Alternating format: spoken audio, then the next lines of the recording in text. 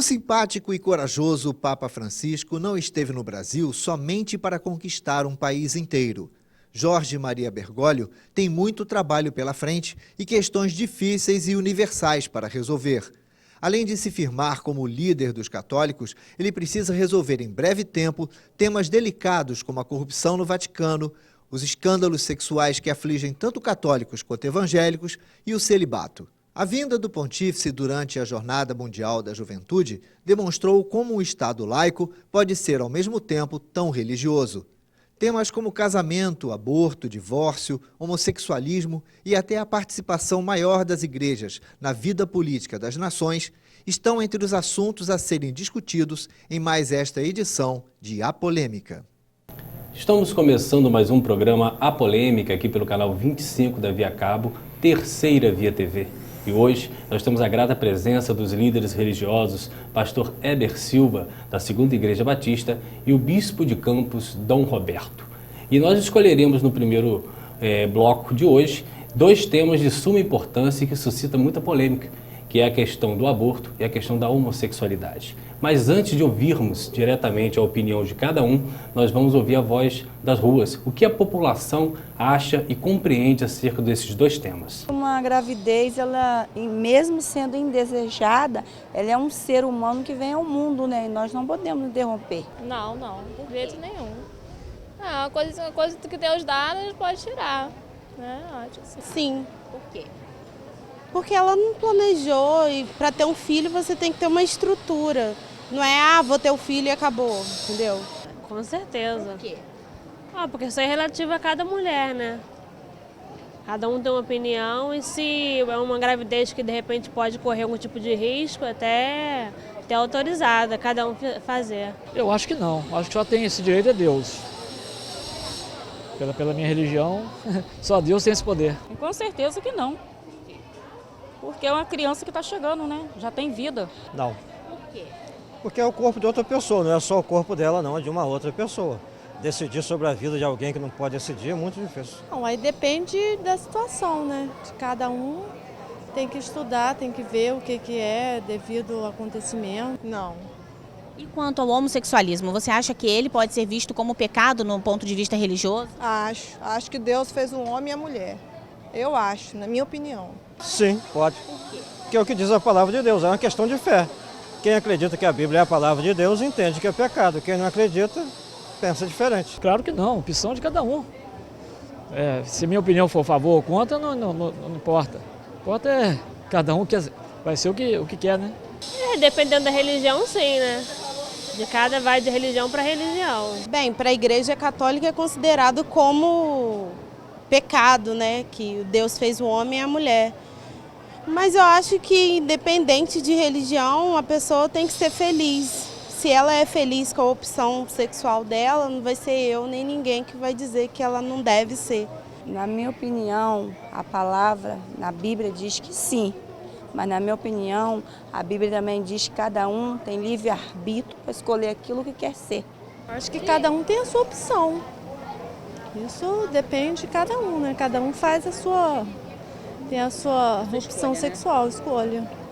Pois bem, inicialmente agradecer muito a presença de vocês aqui. Eu tenho certeza que os nossos telespectadores ficaram muito felizes com as abordagens, partindo do princípio da experiência que os dois têm, não só na área religiosa, mas na área teológica e sociológica também. Eu acho que para falar de aborto, antes diretamente de saber qual é a visão da Igreja Católica e a visão do senhor enquanto da Igreja Evangélica, é partir do princípio do que é relação sexual dentro de família. Eu faço esse questionamento por quê? Porque nós sabemos que existem muitas linhas doutrinárias dentro da religião que entende que é inadmissível qualquer tipo de contraceptivo, qualquer tipo de proteção para as pessoas que praticam relação sexual. E aí a gente observa um número alto de portadores de HIV. Tem certos doutrinadores que entendem até que mesmo você tendo um parceiro portador de HIV, que não seria possível a utilização de uma proteção, de um contraceptivo. Qual é a ótica do aborto partindo do princípio do que é relação sexual na visão da igreja? Pastor Heber. A visão da igreja é uma visão bíblica. E biblicamente o aborto contraria o projeto de Deus para o homem, para o ser humano. E creio, estatísticas nos dariam tranquilidade com relação a isso, que a maior incidência da questão do aborto é extrafamiliar. É uma realidade que, no mais das vezes, acontece fora do contexto familiar. A contracepção médica, clínica, medicamentosa, é uma realidade que Deus deu à humanidade. O desenvolvimento da ciência é uma graça de Deus para a humanidade. Então, toda essa expectativa do ato sexual,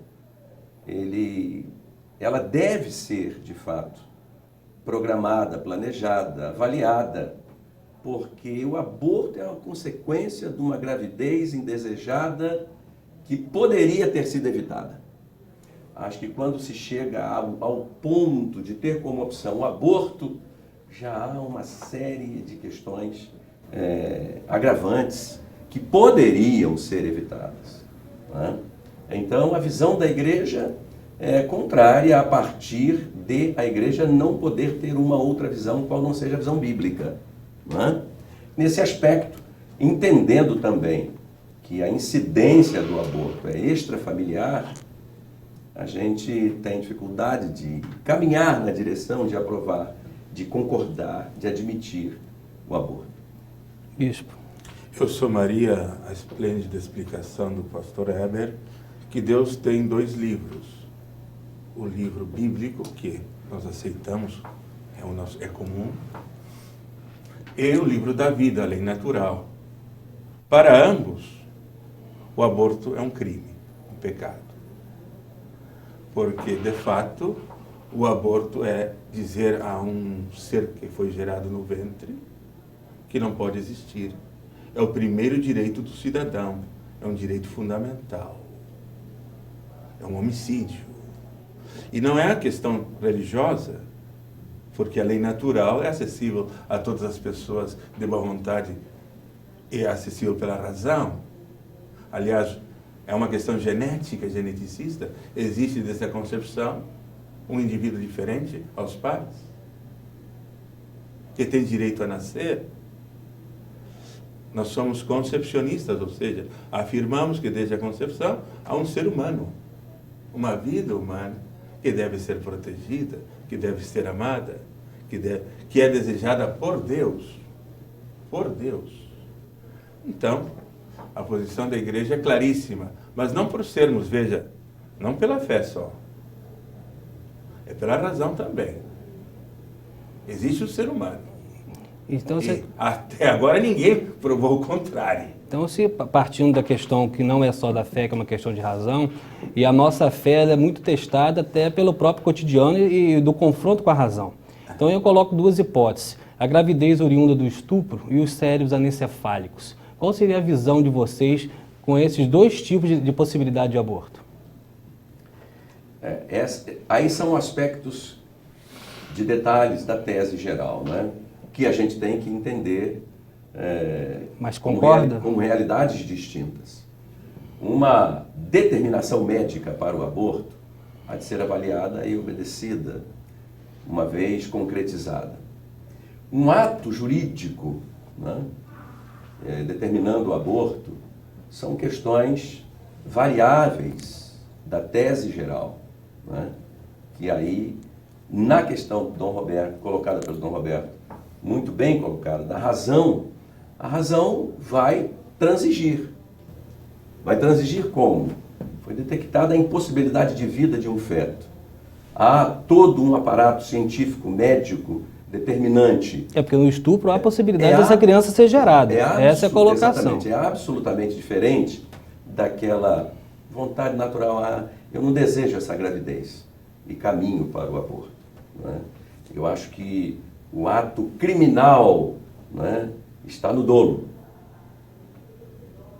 Né? O Senhor não quer ver em nós um coração doloso. As questões de detalhe dessa caminhada aí, elas são estudáveis, elas relativizam um pouco, não a tese geral, que é absoluta, né? mas a realidade individual, a realidade pessoal, a realidade acidental. Então o cristão ele pode abrir esse precedente partindo do princípio dessas nuances extra à linha geral. Pode, né? Eu creio que não é uma questão também de se criar uma tese de um detalhe, não é? Mas são questões a serem avaliadas, a serem estudadas. Por quê? Porque há uma determinação judicial, porque há uma determinação e orientação médica, clínica, né? Você vai gerar, né, uma vida sem condições de viver, não é? Só que isso não pode crescer a ponto de comprometer a ideia geral, não é? Que o aborto ele é eminentemente nocivo à alma da pessoa. Ninguém vai se sentir bem, ninguém vai se sentir feliz, tranquilo. Mesmo as pessoas que se dão ao fato de viver sem pensar, vai haver um momento em que o sentimento vai ser muito ruim, é algo muito pesado para se ter nas mãos. Bicho, focando nessas duas hipóteses que eu coloquei. As duas hipóteses. A primeira é cada vez mais fraca, porque a ciência cada vez pode salvar as duas pessoas, a mãe e o filho. São pouquíssimas. Nós estamos falando do caso do estupro que o senhor está falando? E seria um caso não de aborto direto, mas de aborto indireto. Não se quer o aborto em si, mas se quer salvar a mãe. Estamos falando do estupro. O primeiro caso. O do estupro... O senhor está falando primeiro da anencefálica. Vamos ver que o estupro, aqui no Brasil, não existe pena de morte. Não. Não existe? Só em casos de guerra. Bom, então, estamos aplicando a pena de morte a um ser inocente. Foi gerado, independentemente de um ser inocente. O criminoso, não, quem fez o crime de estupro, que é um crime hediondo, claro, todos estamos contra. Mas a resposta a isso não é realmente um crime maior. Ou é a morte. Então uma mulher estuprada, o fato de ela ter o filho, ela é mais criminosa até do que o estuprador. Veja, devemos facilitar uma cultura da adoção.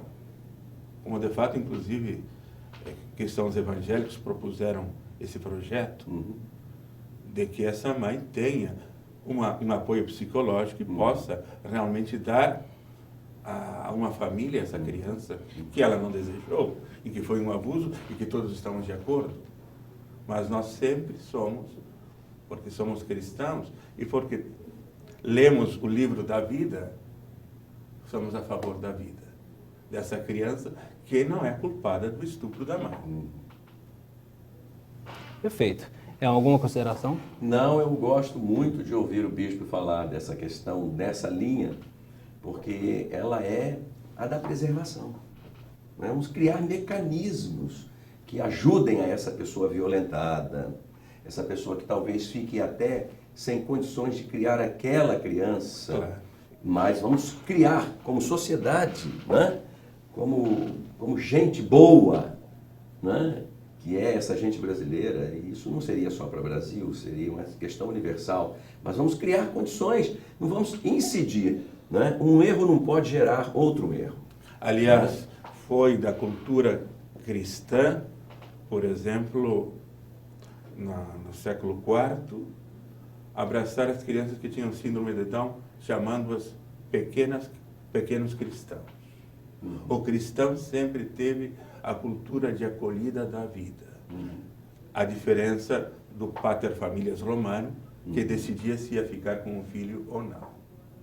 Os cristãos deram essa reviravolta por uma cultura acolhedora da vida, de dignificação da pessoa humana, seja menina, seja menino.